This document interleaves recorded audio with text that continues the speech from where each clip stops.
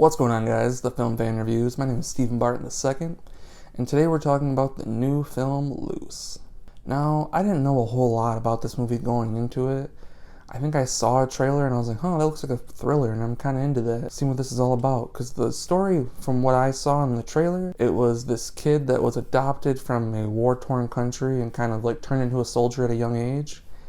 And then he was adopted by this family and kind of brought to America and became like this honor roll kid, but started to write stories about these crazy leaders killing people that didn't agree with their beliefs and stuff like that. And I thought it was going to be more about the kid who was doing that and all the crazy stuff that was happening, which they do, but that wasn't the main component of the story. And I thought it was going to be a thriller when I saw that. I thought he was going to be like doing crazy stuff to people, and that was not the case. This was a hard drama.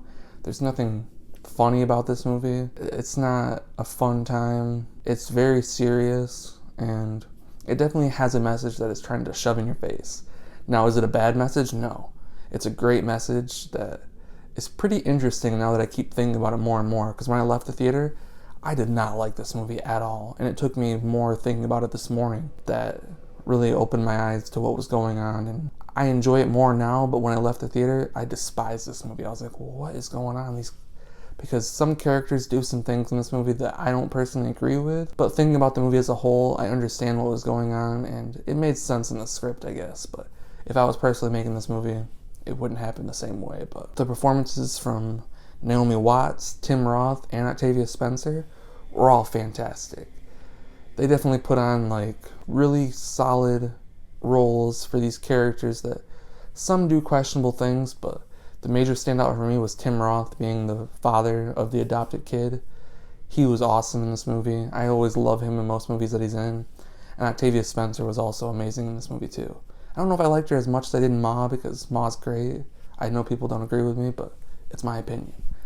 And I think she was great in this movie too. But Naomi Watts was great too, but she was the one that definitely did the most questionable things to me, but it made sense to her character in the end, I guess. Now, the major commentary and the major points they were trying to make in this movie, in my opinion, was like nature versus nurture, like I was saying. He was grown up in this war-torn country. This family adopted him, put him through a bunch of therapy, and tried to get him as balanced human being as he possibly could be. And he became like an honor roll student and everything like that, and was looked up to by teachers, parents, and peers. And seeing all of his violent tendencies and the stuff that maybe he started to do, we don't really know. You have to see the movie to find out. But the nature versus nurture debate is like, can this family change who he really is inside? Almost like taking an animal out of the wild. But then also, because he is a black teenager, they kind of do a lot of talk about racial inequalities and stuff like that. And even the teacher, who is also an African American, kind of treats him differently than she does the other African American students that she has, because he is an honor roll student, is loved and adored by his peers and everything like that. And he's also kind of talking about that racial inequality in a lot of points in this movie too, which is a very serious issue that people should and hopefully will talk about more and more as time continues to go on. But yeah, there was definitely a lot of things that they wanted to say in this movie, and although it did crowd it up a little bit too much in some points, I think they got their opinions off pretty well, and I hope people will think about it like I did instead of just being pissed off right away. Because again, the thing that made me mad was like some characters had beliefs and they just totally changed them out of nowhere, which I have seen people do before. I'm not gonna lie, people do that in real life, but it just felt really weird to me leaving the theater. But the more I kept thinking about it and just letting it go over in my head a little bit longer, I grew to actually like this movie more than I thought I would. I've been changing this rating every day. I saw this movie a couple days ago. I think right now on my 5-star rating scale, I'm gonna give it a 3.5 out of 5.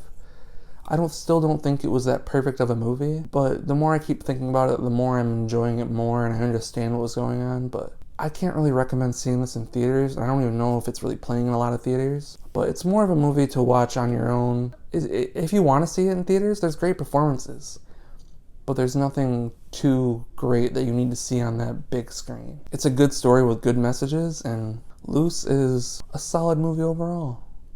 And yeah, that's it for today, guys. Please like the video. I'm gonna ask a question in the comments, so go down there and respond to me. I'd love to chat with you.